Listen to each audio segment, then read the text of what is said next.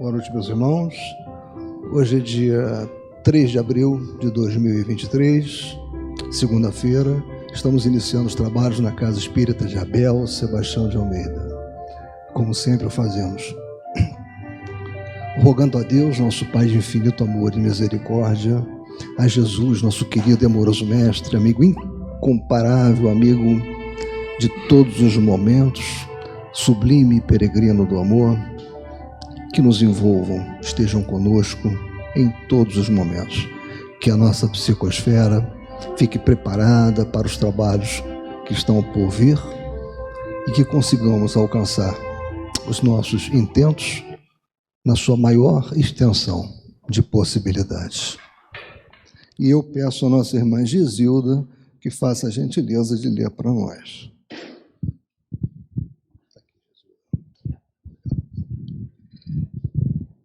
Então, meus irmãos, para a preparação do ambiente, faz uma página muito linda de Emmanuel. O livro é Ceifa de Luz e a psicografia do nosso querido Chico Xavier, que ontem completou muitos anos, no dia 2 de abril, desencarnou, né?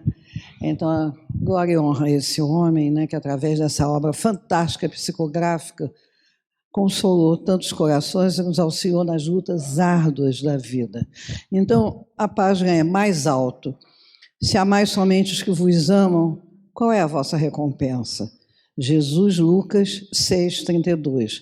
Evidentemente, é sempre fácil estimar os que nos amam, valorizar os que nos servem, apoiar os que nos aplaudem, alegrarmos-nos com aqueles que se nos regozijam com a presença, solidarizarmos-nos com os que nos seguem, louvar os que nos reverenciam, ajudar companheiros agradecidos e trabalhar com os que se afinam conosco. Em Jesus, porém, a vida nos impele a diretrizes mais altas. É preciso desculpar os ofensores e orar por eles, compreender os que nos desajudem, respeitar os que nos desaprovam, abençoar quantos nos criem problemas, prestigiar as causas do bem de todos, ainda quando partam daqueles que não nos comunguem os pontos de vista, admirar os opositores naquilo que demonstram de útil, utilizar os irmãos indiferentes ou incompreensivos e contribuir nas boas obras junto daqueles que nos desconsiderem ou hostilizem. Como é fácil de anotar, tudo agrada quando se trata de agir segundo os padrões de vivência que nos lisonjiem a personalidade. Entretanto, para servir com Cristo é necessário colaborar na construção do reino de amor, com a obrigação de erguer-nos mais alto para esquecer o próprio egoísmo e realizar algo diferente. Então, essa frase aqui, é preciso desculpar os ofensores, orar por eles.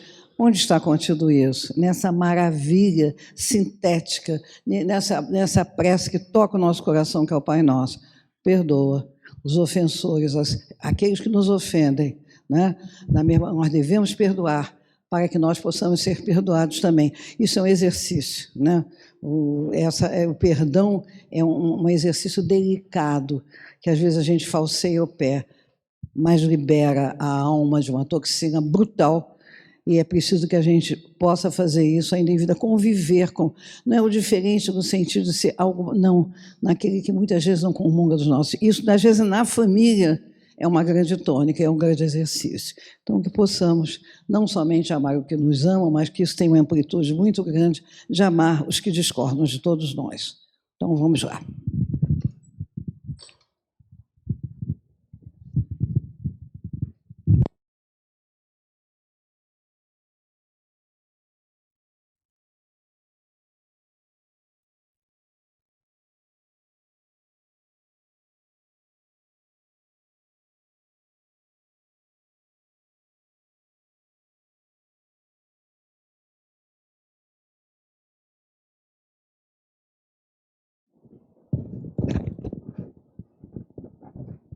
Foi difícil, mas eu consegui.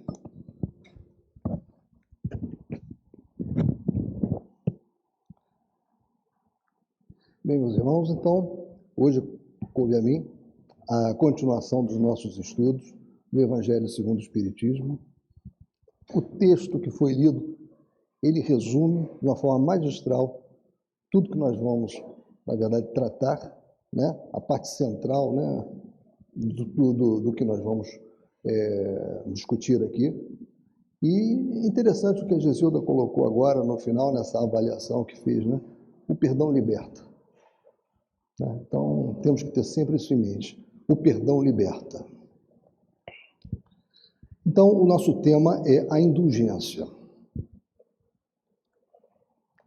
Então, eu trouxe aqui primeiro, para nós nos situarmos, né? Apesar de ser uma palavra, né, um verbete muito conhecido, muito usado por todos nós, mas eu achei que valia a pena nós trazermos aqui o que o léxico fala, né? Indulgência, né? Significa clemência, misericórdia, tolerância, benevolência. E benevolência é boa vontade para com alguém, complacência para com os inferiores, né? Isso está bem no texto que foi lido pela Gesilda, né? Essa necessidade de nós sermos benevolentes, nós sermos indulgentes para com todos, inclusive para com aqueles que se desagradam muitas vezes de nós. Nós temos que ter paciência para ser benevolentes, para sermos indulgentes. Nós temos que trabalhar a nossa paciência. Então, nós não devemos perder nunca de vista isso. E eu trouxe aqui, porque eu trouxe, vocês viram, o dicionário Aurélio, né? Aí eu trouxe um dicionário de filosofia espírita, né? O que está nesse dicionário, de Lamartine Palhano Júnior. O que ele fala para nós de indulgência? Clemência, misericórdia, tolerância, benevolência, perdão, sentimento doce e fraternal, que todo homem deve alimentar para com seus irmãos em humanidade, perdoando as ofensas e ainda esclarecendo o ofensor, para que supere a sua infantilidade espiritual. Por enquanto, nós ainda não chegamos no texto do Evangelho segundo o Espiritismo. E eu achei essa frase de André Luiz muito boa, achei que cabia perfeitamente aqui no nosso estudo. A indulgência é a caridade vestida de silêncio. Então, indulgência é caridade. E nós sabemos como é importante, como, na verdade, é fundamental a prática da caridade. Né? Fora da caridade não há salvação. Desde que nós entramos na casa espírita, nós escutamos isso. Né? Quando começamos a ler qualquer obra espírita, normalmente nos deparamos com essa frase. O Livro dos Espíritos já trata esse assunto, obviamente, né? Nós sabemos que o Livro dos Espíritos, na verdade, ele trata da matéria de todos os demais livros da codificação, né? E não podia ser diferente, ele trataria também de matérias do Evangelho segundo o Espiritismo. Então, na questão 886, vejam o que os Espíritos respondem para Kardec. Qual o verdadeiro sentido da palavra caridade, como a entendia Jesus? Respondem aos Espíritos. Benevolência para com todos, indulgência para as imperfeições dos outros, perdão das ofensas. O amor e a caridade são o complemento da lei de justiça, pois amar o próximo é fazer-lhe todo o bem que nos seja possível e que desejáramos nos fosse feito. Tal o sentido destas palavras de Jesus. Amai-vos uns aos outros como irmãos. A caridade, segundo Jesus, não se restringe à esmola, abrange todas as relações em que nos achamos com os nossos semelhantes, sejam eles inferiores, nossos iguais ou nossos superiores. Principalmente, né, gente, com relação aos inferiores, né? Os iguais também.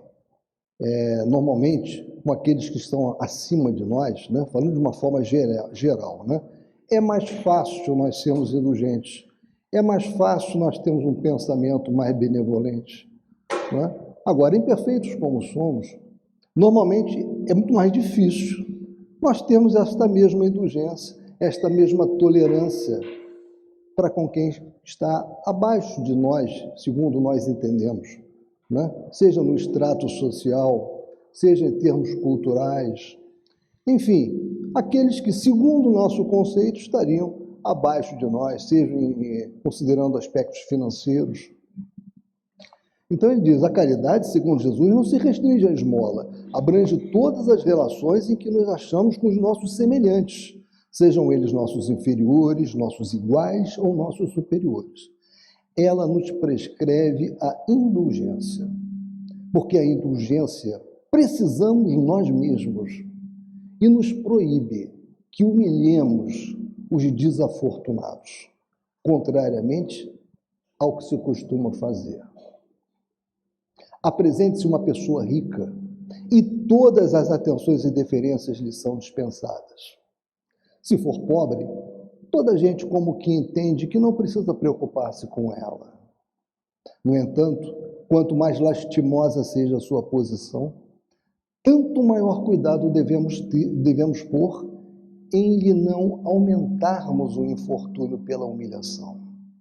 O homem verdadeiramente bom procura elevar aos seus próprios olhos aquele que lhe é inferior, diminuindo a distância que me separa. Nós vamos ver que esse aspecto vai ser um aspecto trabalhado no capítulo 10, itens 16 a 18, que nós estaremos tratando. É exatamente o cerne do nosso estudo. E ainda o Livro dos Espíritos, na questão 903, ou seja, essa matéria é muito importante. Então, ela não foi tratada só na questão anterior, né? Na questão 886. Foi tratada também na questão 903. Incorre em culpa o homem por estudar os defeitos alheios? Pergunta Kardec. Incorrerá em grande culpa se o fizer para os criticar e divulgar, porque será faltar com a caridade. Se o fizer para tirar daí proveito, para evitá-los, tal estudo poderá ser-lhe de alguma utilidade. Importa, porém, não esquecer que a indulgência para com os defeitos de outrem é uma das virtudes contidas na caridade, né? Então, tolerância para com aqueles que erram, até porque nós erramos e não erramos pouco.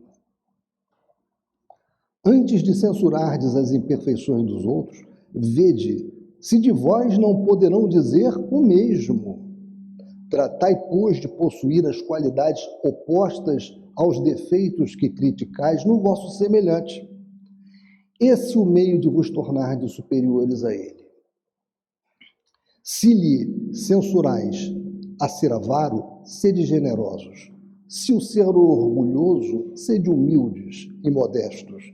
Se o ser áspero, sede brandos. Se o proceder com pequenez, sede grandes em todas as vossas ações. Numa palavra, fazei por maneira que se não vos possam aplicar estas palavras de Jesus.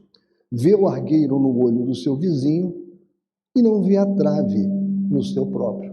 A nossa irmã Silvia, quando esteve aqui fazendo também a palestra dela, o estudo dela, né, nos mostrou uma imagem, um dos slides, tratando desse tema, né, um argueiro, né, e uma trave, né, como é fácil, né, acontecer isso com todos nós, né? Nós vermos um argueiro no olho do vizinho e uma trave, né, no nosso olho nós não vemos, né? E esse mesmo livro que foi lido, né, da onde foi tirado o texto, né, inicial do nosso trabalho, Ceifa de Luz, um livro muito bom, né, um livro de Emmanuel, né, ditado por Emmanuel, Chico Xavier. Ele também toca em outro ponto sobre esse assunto.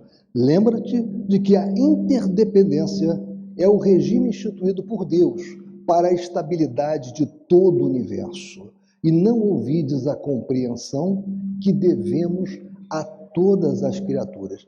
Que alerta importante. A interdependência é o regime de Deus para a estabilidade de todo o universo. Sim, nós vivemos de uma forma interdependente. Se alguém cometeu um erro, se alguém está ainda sem saber como fazer algo que precisa ser feito, nós também temos dúvidas e temos erros que vão precisar ser aceitos e corrigidos de uma forma amorosa por outras pessoas. Nós vemos muito isso no mercado de trabalho, não é verdade? Muitas vezes, quando nós começamos a nossa vida profissional, ingressamos numa empresa, num escritório, enfim, começamos a praticar o nosso ofício, nós temos diversas dúvidas ainda. Acabamos de sair da faculdade, de um curso técnico. O que seria se nós não fôssemos bem recebidos por aqueles que nos contrataram e que tiveram que nos ensinar muitas coisas? Agora, não foi importante que tivessem nos tratado bem quando começamos? E por que muitas vezes a gente não tem a mesma paciência, a mesma tolerância? Depois de muito tempo, depois de muita estrada, depois de muito preparados em alguma coisa, nós começamos a ficar intolerantes com aqueles que não entendem bem aquele ofício. Nós estamos falando disso. Mas nós sempre teremos alguém acima de nós. E nós também precisaremos que esse alguém seja tolerante conosco, seja indulgente, seja benevolente. Compreensão que se exprima por meio de tolerância e bondade incessantes na sadia convicção de que, ajudando aos outros, é que poderemos encontrar o auxílio indispensável à própria segurança. Dispõe-te a desculpar hoje, infinitamente, para que amanhã sejas também desculpado. Se alguém precisa de ti, como disse, e eu sempre repito que eu acho uma frase lapidar, como disse André Luiz, se alguém precisa de ti, também precisas de alguém. Dar será sempre a melhor forma de receber. E esse dar aí não é dar um objeto, dar algo, é dar a atenção, é ser tolerante, é perdoar. Não é verdade? Se nós precisamos de perdão, por que é que nós não dispomos a perdoar? Tem que partir de nós. É a interdependência que Emmanuel nos diz nessa mensagem. Lembremos-nos sempre disso. Precisamos ser indulgentes. Sabem por quê? Porque nós precisamos de indulgência. E a Gesilda lembrou bem quando lembrou do Pai Nosso, né? Ali é lapidar, né? Ou seja, nós pedimos que sejam perdoadas as nossas ofensas, mas repare, na mesma medida que perdoamos aqueles que nos têm ofendido. Então nós temos essa necessidade de praticarmos também. Agora, no Evangelho segundo o Espiritismo, ingressando já no livro que estamos estudando. O item 16. Espíritas, queremos falar-vos hoje da indulgência, sentimento doce e fraternal, que todo homem deve alimentar para com seus irmãos, mas do qual bem poucos fazem uso. A indulgência não vê os defeitos de outrem, ou se os vê, evita falar deles, divulgá-los. Ao contrário, oculta-os a fim de que se não tornem conhecidos senão dela unicamente. E se a malevolência os descobre, tem sempre pronta uma escusa para eles. Escusa plausível, séria, não das que com aparência de atenuar a falta, mas a evidenciam com pérfida intenção. Quem de nós já não viu isso, né? Aquele que procura aparentemente ser tolerante, que está entendendo, mas que divulga, né, aos sete ventos um erro de um companheiro. Volto a dizer, no mercado de trabalho, nas relações de trabalho, principalmente nos ambientes empresariais, como nós vemos isso. Aqueles que aqui tiveram ou têm essa experiência de ainda estar em ambientes empresariais, Infelizmente, veem que isso ainda é algo que ocorre demais, né? Aquele que vê um erro, aparentemente ele entende, tenta corrigir, mas quando você vai ver, ele está divulgando aquilo. É sobre isso que nós estamos falando. Isso não é ser indulgente. Isso não é ser tolerante. Isso é ser pérfido. A indulgência jamais se ocupa com os maus atos de outrem, a menos que seja para prestar um serviço. Mas mesmo neste caso, tem o cuidado de os atenuar, tanto quanto possível. É claro, nós não podemos pactuar com o mal. Nós temos que trabalhar incessantemente para bloquear o mal, para cingir o mal e fazer com que ele desapareça, né? Então, por isso que os Espíritos nos orientam e dizem assim, tanto quanto possível. Há momentos em que nós temos que realmente evitar que algo se propague e sermos mais enérgicos. É uma questão de bom senso, coisa que Jesus mostrou o tempo todo para nós. Kardec, o tempo todo, mostrou bom senso em tudo que fez. Não faz observações chocantes, não tem nos lábios censuras, apenas conselhos, e as mais das vezes velados. Quando criticais, que consequência se há de tirar das vossas palavras? Há de que não tereis feito o que reprovais, visto que estáis a censurar, que valeis mais do que o culpado? Ó homens, quando será que julgareis os vossos próprios corações, os vossos próprios pensamentos, os vossos próprios atos, sem vos ocupardes com o que fazem vossos irmãos? Quando só tereis olhares severos sobre vós mesmos? A nossa irmã Silvia, lembrando, porque ela tratou também desse assunto, né? Os assuntos, existe uma transversalidade muito grande nos capítulos, né, do Evangelho segundo o Espiritismo. Então, em itens anteriores, você trabalha em itens posteriores e vice-versa. E ela lembrou a passagem da mulher adúltera, que estava para ser apedrejada, né? É uma passagem muito assim, importante da Bíblia, onde Jesus mostrou ali para todos que o cercavam e desejavam, né, matar aquela mulher com pedradas. Quando ele perguntou para eles, mostrou a necessidade da tolerância e também como todos ali eram imperfeitos, e ele fez a pergunta: quem estiver sem pecado, atire a primeira pedra, porque todos queriam ali atirar aquela pedra, né? E mais do que isso, eles estavam, como era normal, querendo colocar Jesus em situações muito complicadas, porque a lei mosaica estabelecia o apedrejamento, né, para a mulher adúltera. Então, se ele dissesse que não é para apedrejar, ele estaria indo de frente, batendo de frente com a lei mosaica, né? Se ele dissesse que era para apedrejar, cairia por terra tudo que ele falava sobre o amor, sobre a compreensão, sobre a tolerância.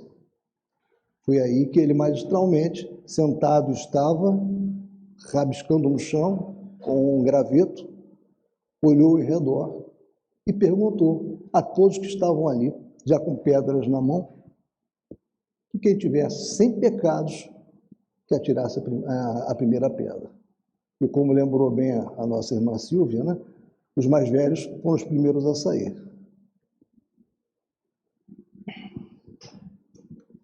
Então, é isso que eles estão dizendo aqui, né? Valeis mais do que aquele que você está censurando? Faça uma avaliação antes. Sede, pois, severos para convosco, indulgentes para com os outros. Lembrai-vos daquele que julga em última instância, Deus, que vê os pensamentos íntimos de cada coração e que, por conseguinte, desculpa muitas vezes as faltas que censurais, ou condena o que relevais. Porque conhecendo o móvel de todos os atos, porque conhece, o móvel de todos os atos. Lembrai-vos de que vós, que clamais em altas vozes, anátema, tereis quiçá cometido faltas mais graves, Sede indulgentes, meus amigos, porquanto a indulgência atrai a calma, ergue, ao passo que o rigor desanima, afasta, irrita. E, normalmente, nós erramos muito nos nossos julgamentos, né? Quando nós avaliamos o erro dos nossos irmãos e partimos para julgá-los, nós erramos muito. Então, nós temos também que ser muito cautelosos em função disso. Em função desses erros, que são muito comuns em nós, erros de julgamento, onde entram todas as nossas imperfeições, eu peguei aqui nessa obra que eu sempre cito, O Espírito da Verdade. São vários autores diversos, obra essa psicografada por Chico Xavier e Valdo Vieira. É uma obra que ela ajuda muito a estudar o Evangelho segundo o Espiritismo, né? Ela faz parte de uma sequência de obras, né? Que uma delas está vinculada ao Livro dos Espíritos, a outra vinculada ao Céu e Inferno, a outra vinculada ao Livro dos Médiuns, Seara dos Médiuns, por exemplo, e essa vinculada ao Evangelho segundo o Espiritismo. Tem uma passagem aqui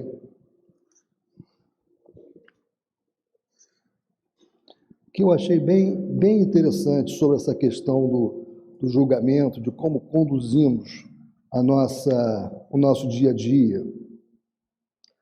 Está no capítulo 102, e é tratado a reivindicação. E ele tem a ver com o capítulo 10, item 17, que é o que nós vamos entrar agora. Por isso que eu acho que é interessante ler previamente, né? Há muito aspirava Saturnino Peixoto ao interesse de algum homem público para favorecê-lo na abertura de certa estrada. Para isso, conversou, estudou, argumentou. Concluiu, por fim, que a pessoa indicada seria o deputado Otaviano, recém-eleito, homem ao qual se referiam todos da melhor maneira, pela atenção e carinho com que se dedicava à solução dos problemas da extensa região que representava. Depois de ouvir o escrivão da cidade, Saturnino redigiu longa carta memorial, minudenciando a reivindicação, e ficou aguardando a resposta. Correram dias, semanas, meses, nenhum aviso. Revoltado, Saturnino começou a exprobar a conduta política do deputado, que nem sequer lhe respondera a carta. Sempre que se lembrava do assunto, criticava o político, censurando acremente, a envolver todos os homens públicos em condenação desabrida. Nada valiam condenações da companheira, Dona Estefânia, espírita convicta, que lhe pedia perdoar e esquecer. Transcorreram 3 anos, até que a solicitação caducou. Saturnino, obrigado a desistir da ideia, guardou, contudo, profundo ressentimento do legislador que terminava o mandato. Certo dia, porém, revolvia os guardados da velha prateleira no escritório, quando encontrou, surpreendido, entre livros e papéis relegados à traça, o memorial que escrevera ao deputado, dentro de envelope sobrescritado, selado e recoberto de pó. Saturnino se esquecera de enviar a carta. Essa é uma mensagem de Hilário Silva. Então, se veja, ele teceu críticas acerbas àquele político, àquele deputado. Ele ficou aquele período todo do mandato revoltado, emitindo vibrações ruins, sofrendo os efeitos das vibrações que emitia, quando, na verdade, ele tinha se esquecido de mandar a carta. E isso é o nosso dia a dia. Quantas vezes nós adotamos uma postura de crítica, de julgamento, com base em algo que, quando nós vamos ver, tínhamos deixado de avaliar, que seria fundamental para entender. Então, meus irmãos, vamos entrar no item 17. Sede indulgentes com as faltas alheias. quaisquer que elas sejam.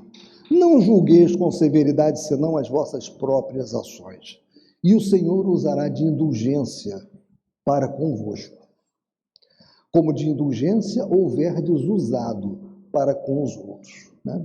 É a mensagem do Pai Nosso que a nossa querida Gisilda lembrou. Sustentai os fortes, animai-os à perseverança, fortalecei os fracos, mostrando-lhes a bondade de Deus, que leva em conta o menor arrependimento.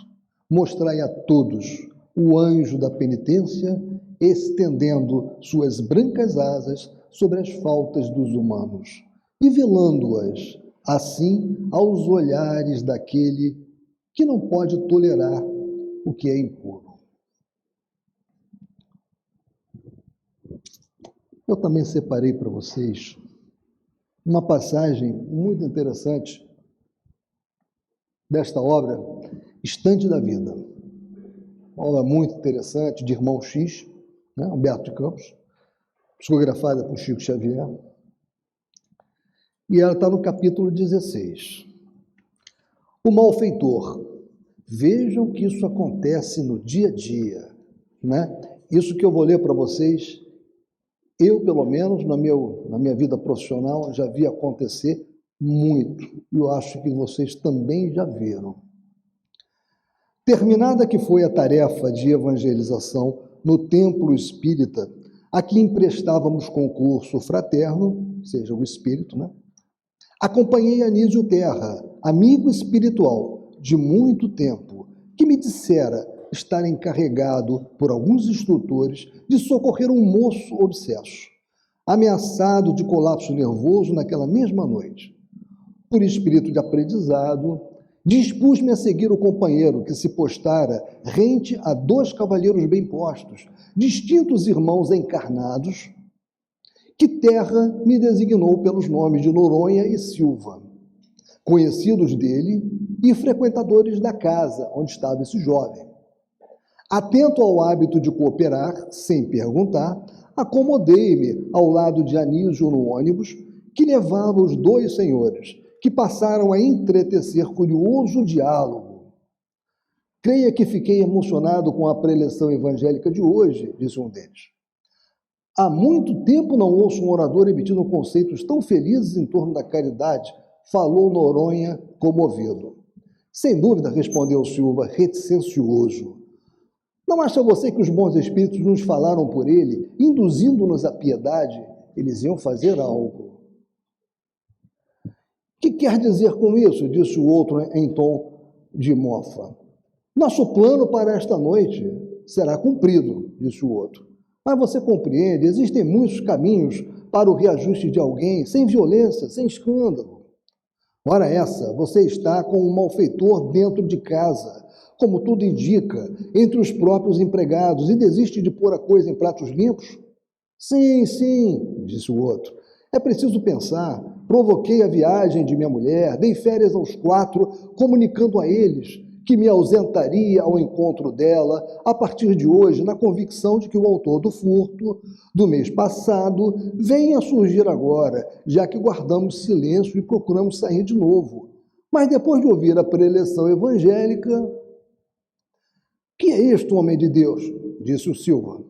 O evangelho não aplaude roubalheiras, mas nos chama a caridade uns com os outros. E a cadeia não é caridade para com o delinquente? Ó, Silva, não diga isso. Por amor de Deus, você não recuará. Sou eu quem não deixa. Não será melhor esperarmos a criatura infeliz com a palavra do evangelho? Se orarmos, pedindo socorro de nossos guias, não será mais justo que solicitar a intervenção da polícia? Não. Não me venha com essa. Você é meu cunhado e os valores de minha irmã, que desapareceram, são bens de família. Assuma a responsabilidade, defenderei vocês 2 e não retrocedo no que foi resolvido. E consultando o relógio, Silva acrescentou, são mais de 10 horas. Entraremos no escuro, ficaremos no quarto contíguo à alcova do cofre e se o ladrão ou a ladra aparecerem, permitiremos que comece a revistar os guardados. E assim que o biltre ou a megera se engolfarem na busca, trancaremos a porta por fora e em seguida, meu caro, é o telefone e a rádio patrulha. Mas Silva, nada de escapatória. Malfeitores não entendem os conselhos, nem de orações. São gente criada como as bestas do campo, abandonadas aos próprios instintos. E homem ou mulher que crescem ao sabor das próprias tendências são quase sempre criminosos natos. Silva, o coração me dói, disse Noronha. Não há razão para isso. Tudo faz crer que o ladrão estará entre os seus 4 empregados. Precisamos averiguar quem é o culpado. E a polícia faz isso muito bem, sem que necessitemos punir alguém com as próprias mãos. Penso que deveríamos ser mais humanos. Não perca tempo. Filosofia tem lugar próprio. Nesse ponto da conversa, efetuou-se a descida. Ambos os interlocutores apearam do ônibus e rumaram para a grande residência dos Noronha, enquanto nos pusemos a segui-los de perto. Entraram à socapa, varando o silêncio e a sombra, e colocaram-se de plantão num aposento espaçoso, vizinho da câmara estreita, em que naturalmente se localizaria o cofre da família. 2 horas de expectativa passaram morosas, pingando laboriosamente os minutos. Algum tempo depois de 0 hora, alguém penetrou a casa. Pé ante pé, atravessou 2 salões e, como quem conhecia todos os cantos do largo domicílio, encaminhou-se para a alcova indicada. Mais alguns instantes de sofreguidão. E, ao modo de gatos, pulando no objetivo após longo tempo na mira, Silva e Noronha cerraram a porta do lado externo, enquanto o salteador passou a gritar lancinantemente. Fez-se tumulto. Os 2 amigos correram de um lado para outro, acender de luzes, chamada ao telefone, pedido de urgência à rádio-patrulha. Nada de atenção para com a voz angustiada, suplicando socorro. Noronha, sensível, mostrava-se acabrunhado, ao passo que Silva, em agitação, saiu à porta de entrada, rogando a colaboração de populares, preparando espetaculosamente a recepção das autoridades. Terra, muito sereno, é o espírito, recomendou-me sustentar as forças de Noronha, enquanto se dirigia para a alcova de modo a socorrer o prisioneiro em acerba algazarra. Poucos minutos e a sirene policial anunciou a chegada da missão punitiva. Silva propunha providências e explicava pormenores. Transeuntes detidos para cooperação de emergência, renteando com os guardas, ouviam curiosos. De armas em punho, com avisos prévios ao malfeitor para que não reagisse, foi aberta a porta e um jovem de seus 22 anos apareceu em lágrimas. Avistando Silva, atirou-se-lhe aos braços, clamando em desespero: socorro, socorro, meu pai! Silva baixou a cabeça envergonhado. Encontrar ali seu próprio filho. Vejam, essa mensagem de Humberto de Campos, é claro, é uma mensagem genérica, né? Mas quem de nós não viu já coisa parecida, mudando personagens, mudando, evidentemente, o cenário, mas coisas parecidas com essa, né? Erros tão crassos, né? Por causa de julgamentos errados. Nós precisamos ter muito cuidado com nossos julgamentos antecipados. Nós fazemos isso com muita facilidade. Isso aí faz parte ainda da nossa pouca evolução. Continuando, então, na mensagem, né? Compreendei todos a misericórdia divina de vosso Pai, e não esqueçais nunca de lhe dizer, pelos pensamentos, mas sobretudo pelos atos, perdoai as nossas ofensas, como perdoamos aos que nos hão ofendido. Compreendei bem o valor destas sublimes palavras, nas quais não somente a letra é admirável, mas principalmente o ensino que ela veste, que é o que pedis ao Senhor quando implorais para vós o seu perdão. Será unicamente o ouvido das vossas ofensas, ouvido que vos deixaria no nada, porquanto se Deus se limitasse a esquecer as vossas faltas, ele não puniria, é exato, mas tampouco recompensaria. A recompensa não pode constituir prêmio do bem que não foi feito, nem ainda menos do mal que se haja praticado, embora esse mal fosse esquecido. Pedindo-lhe que perdoe os vossos desvios, o que lhe pedis é o favor de suas graças, para não reincidirdes neles. É a força de que necessitais para enveredar por outras sendas, as da submissão e do amor, nas quais podereis juntar ao arrependimento e reparação. Sim, porque depois que praticamos o ato, depois que fazemos algo em prejuízo ao irmão, será necessário arrependimento e reparação.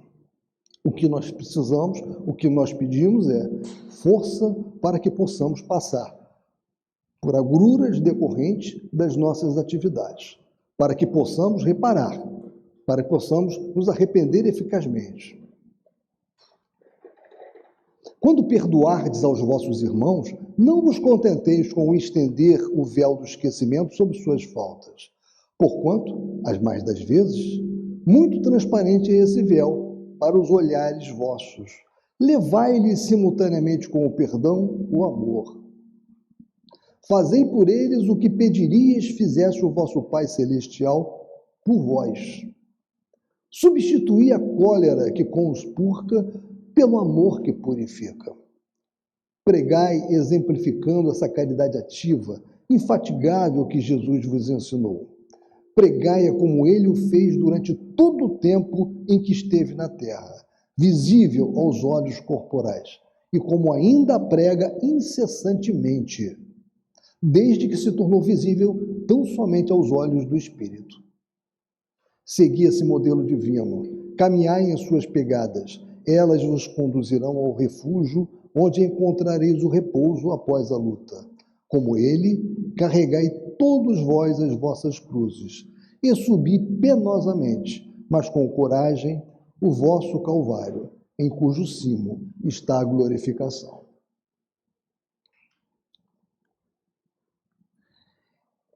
Eu trouxe isso aqui porque nós estamos falando de indulgência, né?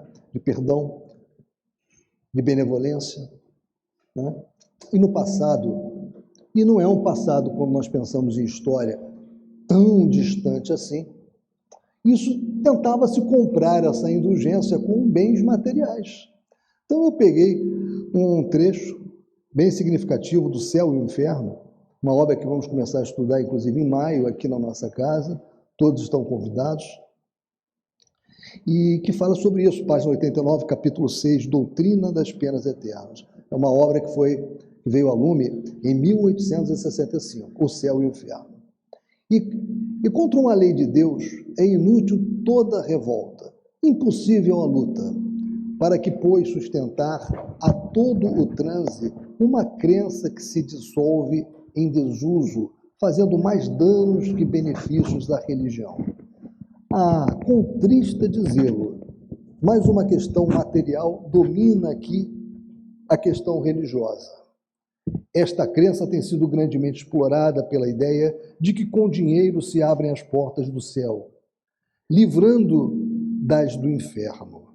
As quantias por estes meios arrecadados outrora e ainda hoje, 1865, e eu diria ainda hoje, 2023, em alguns lugares, são incalculáveis e verdadeiramente fabuloso o imposto prévio pago ao temor da eternidade. E sendo facultativo tal imposto, a renda é sempre proporcional à crença, extinta esta, improdutivo aquele, o imposto. De bom grado, cede a criança o bolo a quem lhe promete afugentar o lobisomem. Mas se a criança já não acreditar em lobisomens, guardará o bolo. Então, esse conhecimento que a doutrina espírita nos dá, essa certeza da vida futura, essa precisão que ela nos dá, que somos seres pré-existentes e sobreviventes à matéria, que voltamos à matéria inúmeras, incontáveis vezes, até que a matéria não seja mais necessária para o nosso progresso. que residimos em vários mundos diferentes, nessa senda interminável do progresso, esse conhecimento, ele é libertador, porque ele nos permite não cair em situações como essa, em que milhares e milhares e milhares de pessoas estiveram envolvidas no passado, na Idade Média, achando que o que precisavam fazer para terem abertas para elas as portas do céu seriam pagar, levar recursos para pagar a alguém, que seria, em princípio, um interlocutor entre elas e Deus. Mas, se nós prestarmos atenção, isto não foi só na Idade Média, não foi só naquela época, 1865, né, que ainda acontecia, mas hoje, infelizmente, quando nós analisamos a sociedade, não digo só a sociedade brasileira, mas a sociedade, na verdade, no mundo, práticas desse tipo ainda aparecem. Felizmente, nós temos essa doutrina libertadora, né, que nos explica, né, o sentido da vida. E o item 18, que é o nosso último item. Caros amigos, sede severos convosco. Então, o tempo todo eles nos alertam para isso, né? Nós precisamos de severidade com relação a nós mesmos. O julgamento tem que começar conosco. E isso é muito difícil. Nós nos julgarmos, mas nos julgarmos mesmo, é muito difícil. É esta uma prática da santa caridade, que bem poucas pessoas observam. Todos vós tendes maus pendores a vencer, defeitos a corrigir, hábitos a modificar. Todos tendes um fardo mais ou menos pesado a alijar, para poder desgalgar o cume da montanha do progresso. Por que então, a vez de mostrarmos tão clarividentes com relação ao próximo e tão cegos com relação a vós mesmos? Quando deixareis de perceber nos olhos de vossos irmãos o pequenino argueiro que os incomoda, sem atentardes na trave que nos vossos olhos vos cega, fazendo-vos ir de queda em queda? Crede nos vossos irmãos os espíritos. Todo homem bastante orgulhoso para se julgar superior, em virtude e mérito aos seus irmãos encarnados, é insensato e culpado. Deus o castigará no dia da sua justiça.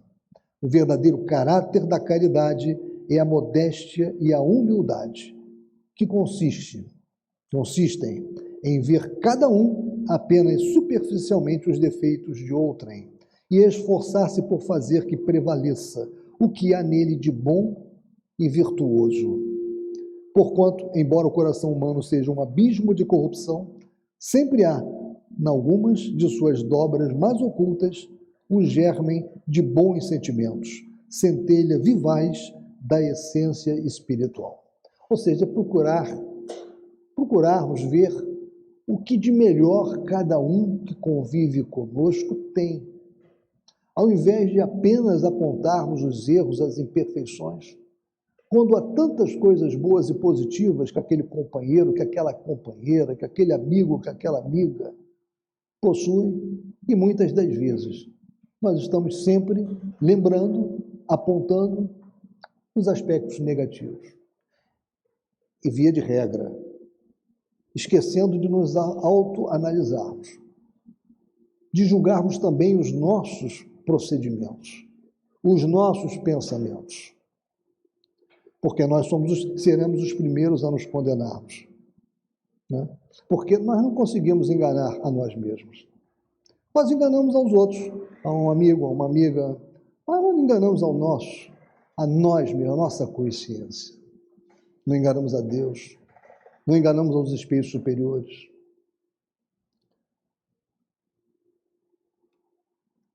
Espiritismo, doutrina consoladora e bendita. Felizes dos que te conhecem e tiram proveito dos salutares ensinamentos dos Espíritos do Senhor. Para esses, iluminado está o caminho, ao longo do qual podem ler estas palavras que lhes indicam o meio de chegarem ao termo da jornada. Caridade prática, caridade do coração, caridade para com o próximo, como para si mesmo, nós precisamos também ser caridosos para conosco. Numa palavra, caridade para com todos e amor a Deus acima de todas as coisas, porque o amor a Deus resume todos os deveres e porque impossível é amar realmente a Deus sem praticar a caridade da qual fez Ele uma lei para todas as criaturas. A caridade é uma lei para todas as criaturas. Aí eu tirei também de um livro, hoje, ditado por Emmanuel, a Chico Xavier, esse pensamento. Ninguém pode viver sem a indulgência dos outros, mas para exercer com sinceridade a indulgência para com os outros, é necessário saibamos colocar-nos no lugar deles.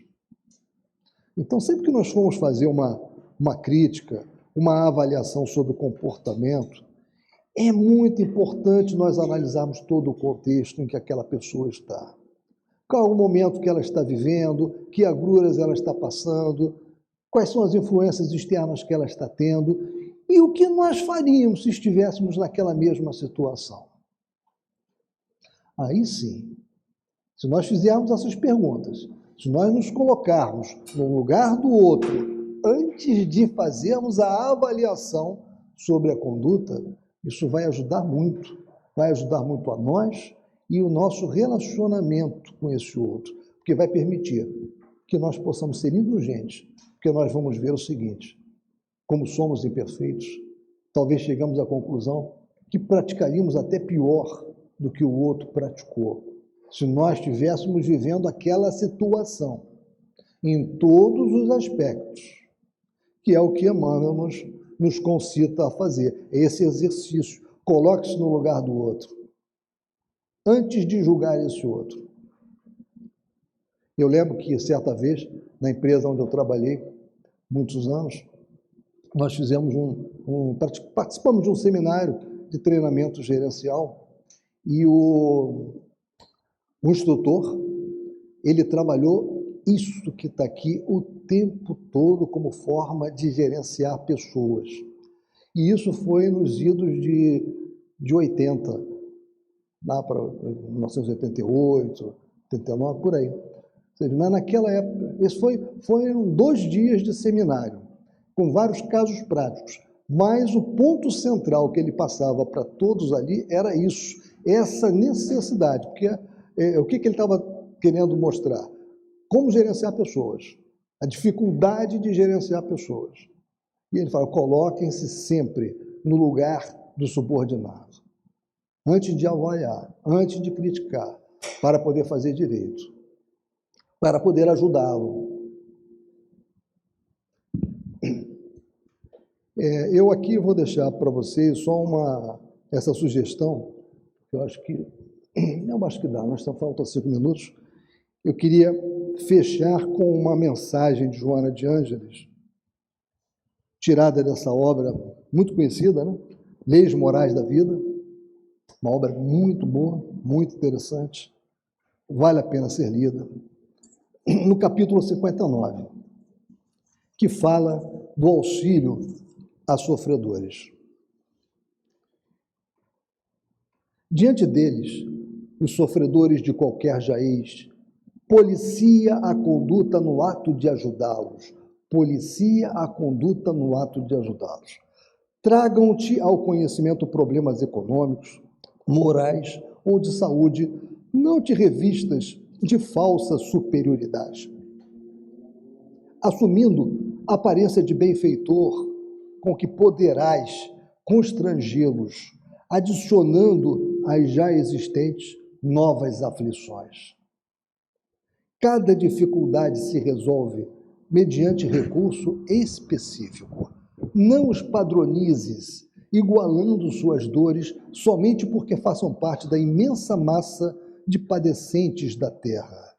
Este deseja externar aflições e receber amizade, Aquele anseia por socorro imediato, através do pão ou do medicamento, e talvez, no desespero em que se vê colhido, não disponha das palavras próprias, fazendo-se impertinente, rebelde, inquieto. Esse ferido nos dédalos da alma por dados venenosos está prestes a sucumbir e necessita de um amigo. Aquele outro, desarvorado por inquietações psíquicas e emocionais, perdeu o contato com a realidade objetiva e desvaira, ansiando por alívio. Propõe-te solidariedade e alcança-os com os teus sentimentos fraternos. Não os objurgues, amargando o pão que por acaso disponha para ofertar-lhes. Nada lhes exijas em face da moeda ou da palavra que lhes distendas.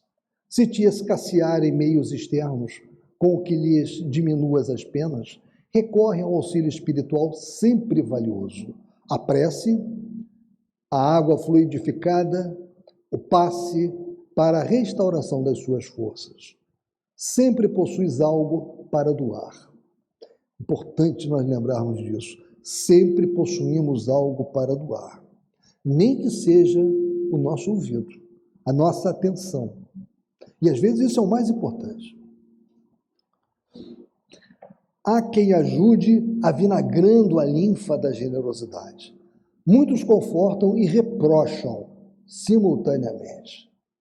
Diversos socorrem e advertem, chamando a atenção para a dádiva que dispensam.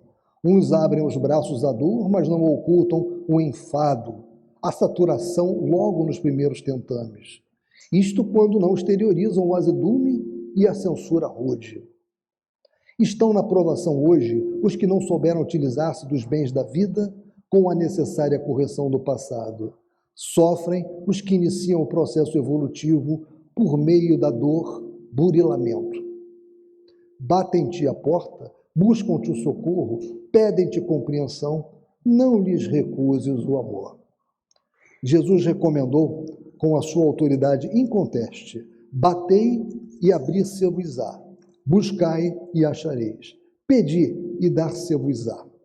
Se esperas encontrar à tua disposição a misericórdia divina, amanhã, se esperas encontrar à tua disposição a misericórdia divina amanhã, se agora o mensageiro dela em relação aos que te batem à porta, te pedem e te buscam, executando o mais meritório esforço na caridade, sem jaça, dar e dar-se sempre sem limite.